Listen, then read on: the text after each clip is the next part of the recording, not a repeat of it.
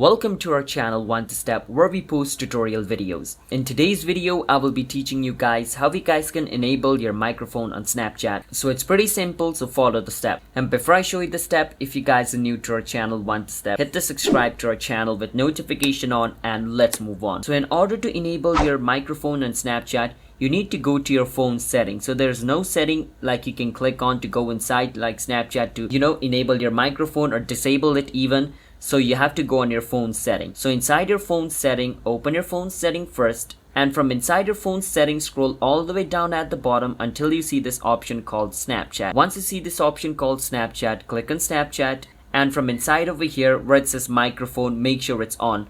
If your microphone setting is off over here, let me show you. I just turned off my microphone setting, and if I open Snapchat over here, then as you guys can see, I will try to record a video.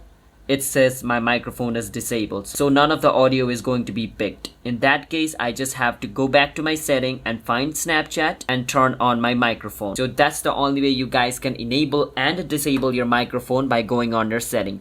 So that's how you guys can do this. If you guys found our video helpful, hit the subscribe to our channel One to Step. I will see you guys next time.